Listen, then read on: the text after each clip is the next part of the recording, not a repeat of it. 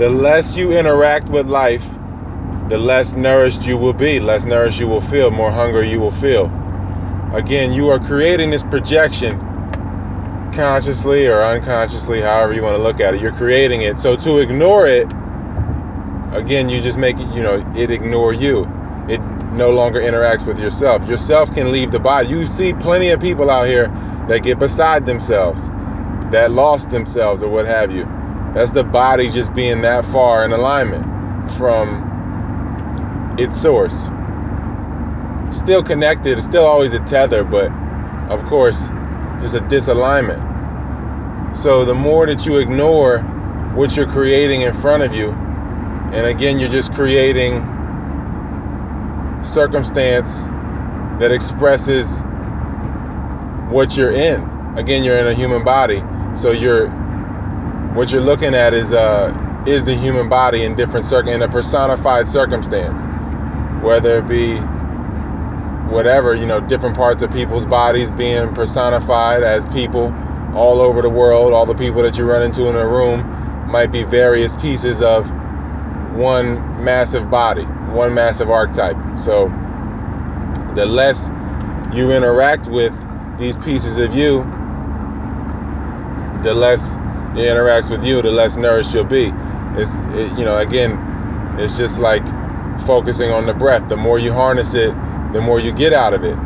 The less you harness it, of course, you won't see the benefits. And then, of course, the more you become quantified in your breathing, then the more strenuous it will be to consciously breathe, instead of just realizing your body's rhythms and not living in a time-based scenario. Just realizing the craniosacral rhythm, getting back in touch with that. Then you'll know, like I said, when you go through yawning periods or periods where you look at the clock on your phone, these times are usually when your body's gasping for air and you need to breathe, or a time when you feel like you don't have a choice. It's usually a time when you have to breathe. It's usually a universal heartbeat or pulse where you're supposed to be breathing. Your breath catches you in that moment and you find equilibrium, and then just balancing the elements. So when you don't interact with life, because again you're looking at yourself, you're not interacting with yourself, if you're not looking at what you created, this projection, then it doesn't interact back, and then you have stagnation. Stagnation, of course, breeds parasites. So the more you ignore, the more parasites you'll probably house. So it just is what it is. It's just a trade, just a giving up of responsibility to this projection that you basically give power over yourself with. So, or your avatar self, however you want to look at it. ROYALT512@yahoo.com. RButt Vegan on Amazon for the ebooks. Taylor Butt is a Facebook parasite. Jesus Christ 19 on IG. Just don't ignore. It's really that's really about it. It's